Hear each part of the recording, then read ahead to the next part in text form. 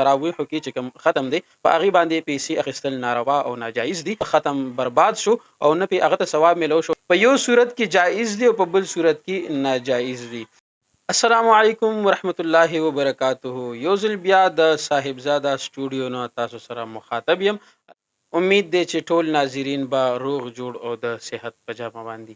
ناظرینو نن تاسو لا یو بهترینه مسئله مو راوړې ده چې د نن سبا په ماحول کې ډیر زیات گردش کوي لګیا دی او ډیر زیات زمونږ عوام وروڼه هغه مشوش کړي دي او په سوچ کې اچولي دي.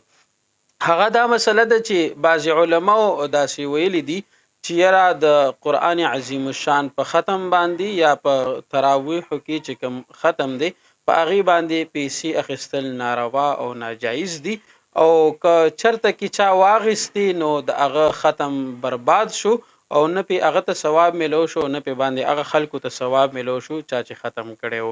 نو د هغې زه مختصرا هغه ته جواب نه کومه بلکې د خپل وروڼه پویومه چې یاره د دې مولوي صاحب مقصد څه و او د په کوم بنیاد باندې خبره کړې ده. نو اول خو زه د علماو ته وایم چې کومه مسئله م کوئ نو د هغې لږ وضاحت کوئ. هغه لږ په صحیح طریقې سره عوامو ته کوئ چې د عوامو ذهنونه خراب نشي او هغې ستاسو په وجه باندې د عباداتو نه لرې نشي. بلکې زمونږ او ستاسو مقصد خو دا دی چې مونږ خپل عوام وروڼه عباداتو طرف ته راواړو او دی په عباداتو باندې عمل وکړي او الله ته نږدې شي، نه کې مقصد دا وي چې دی د عباداتو نه لرې شي.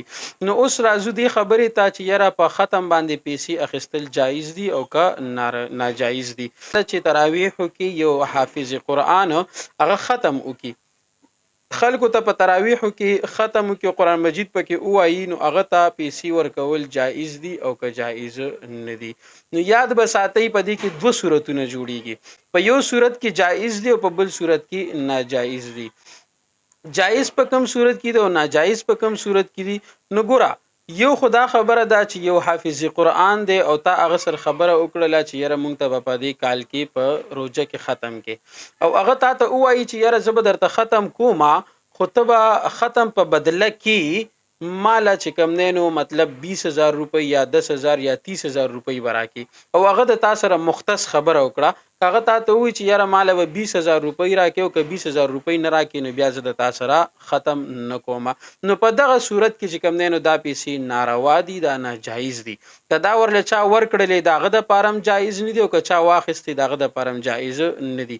او یو صورت بل دی چې هغه زمونږ په دې معاشره کې خلک کوي چې هغه داسې وي چې حافظ سره هیڅ کله په یو ریټ باندې خبره نه کیږي چې یاره ته به مونږ ته ختم کې نو تاله به پیسې درکو. نه داسې نه کیږي، بلکې حافظ راشي هغه ختم وکړي خو هغه څه ډیمانډ نه وی کړی، نه د اول نه ډیمانډ کړي او نه د مخکې نه ډیمانډ کړي. ما داسې حافظان کتلي دي چې هغې ختم وکړي هغې ته چې کوم دی نو هیڅ یو روپۍ هم ورته میلو نه شي. بعضې ته 2-3 زره روپۍ میلو شي، بعضې ته 4 زره روپۍ میلو شي، بعضې ته ډېرې میلو شي. نو که یو حافظ در سره خبره نه وي کړی او هغه راشي او ختم درته وکړي او د اخري شپه باندې د مقتدیان هغې د خپل وس مطابق د هغه دپاره هسې چې کوم دی نو هغه پیسې راغونډې کړي، چانده ورله وکړي او هر څوک په هغې کې خپل زکات واچي، خیرات واچي، سرسایي واچي، سم چې هغې کې ورواچي او هغې له ورکړي نو دا بالکل جایز طریقه ده. دغه ختم هم د دې وشلو، د دې ثواب هم وشلو، د حافظ هم ختم وشو ثواب وشو، د دې چې کوم دی نو ختم هم وشو ثواب هم وشو، صدقه هم وشوله.